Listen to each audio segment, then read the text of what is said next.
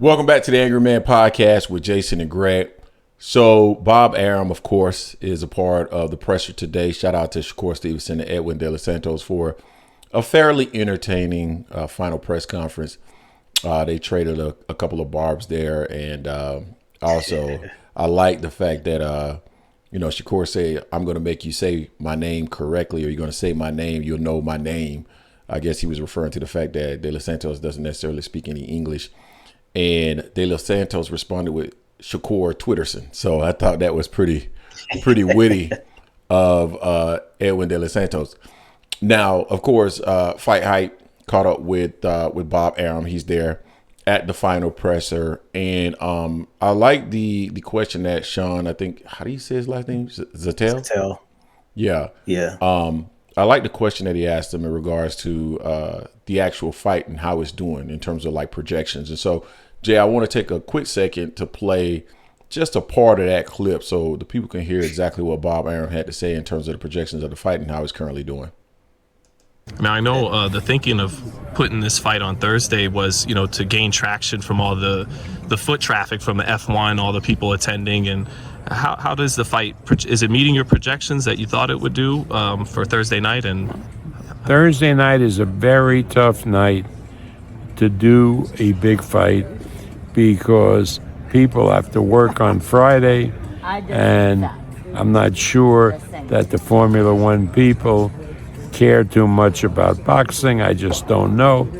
But the reason this fight's on a Thursday night is because ESPN is doing Formula One on the weekend, and they wanted to use boxing, the telecast, to, in effect, help promote their telecast of Formula One. That's the reason, there's no, that we figured we'd jump on this because of Formula One. We were asked to do a Thursday night fight prior to Formula One by ESPN. And, obviously we're going to accommodate ESPN. Right. Similarly, we're going to do a Thursday night fight next year before the Super Bowl. So that's what Bob Arum had to say in regards to why they had the fight on Thursday. Jay, personally, I just think that statement is it doesn't really make sense to me. I don't really get it. So number one, if you're not sure if Formula One people actually watch boxing, I'm pretty sure that there's research out there that would allow them to determine whether or not boxing will be a good avenue to promote Formula One. Meaning, is there any crossover there, right?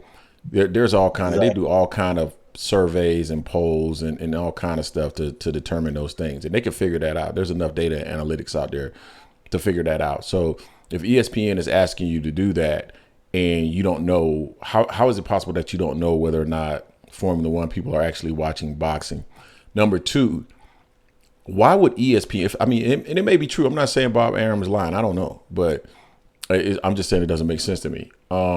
Why would ESPN be using boxing as basically an introductory piece to other forms of sports? I mean, that says a lot about boxing or how they feel about boxing. And I think it tells a lot about, the future of Top Rank on ESPN if you're just using it as an introductory piece to other things on your platform. It's almost like having an opening act for the main event. Like, boxing is supposed to be the main event, not the opening act to a main event. So, that's kind of strange to me.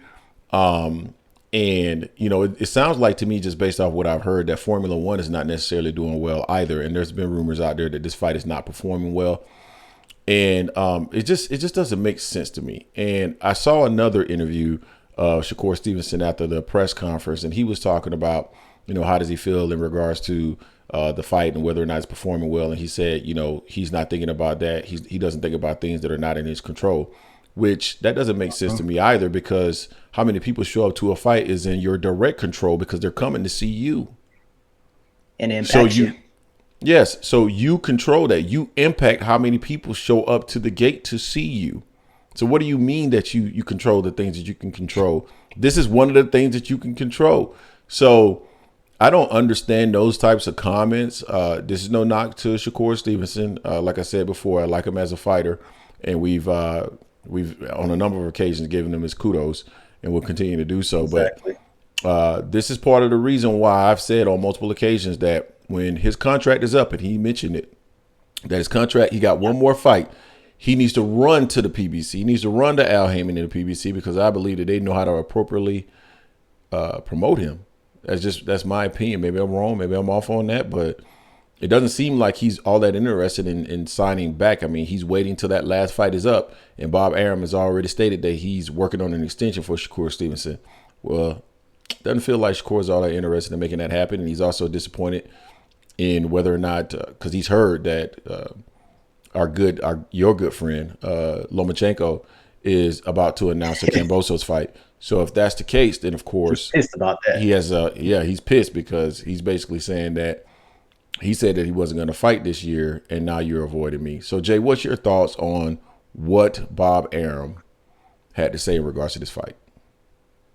He don't know what he's just trying to say. Whatever, man. I think dude is tripping.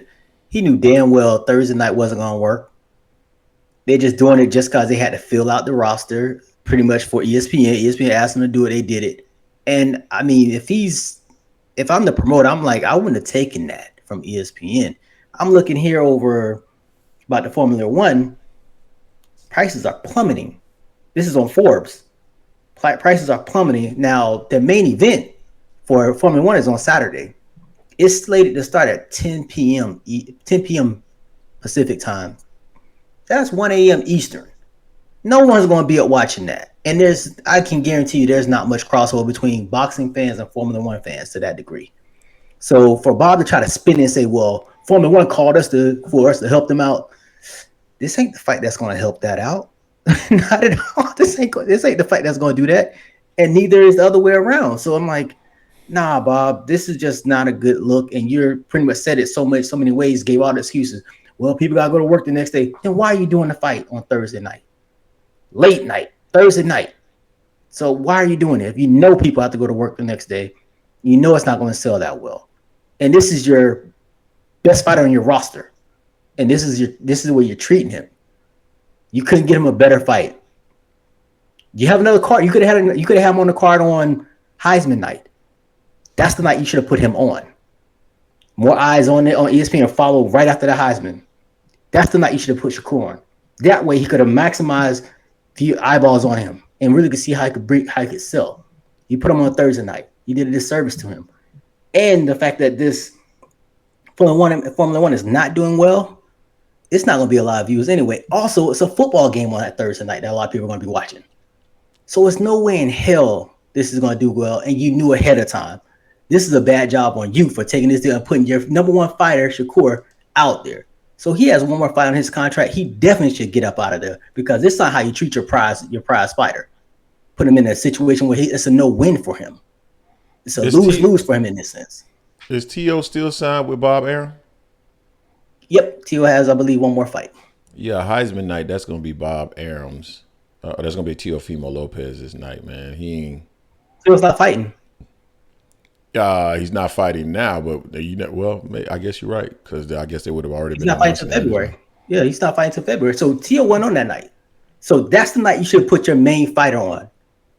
Especially you knew T.O. wasn't fighting, but you put someone else on that night and put Shakur on a Thursday night. That's your best. That's your biggest star. So one of your biggest stars with T.O. That's just.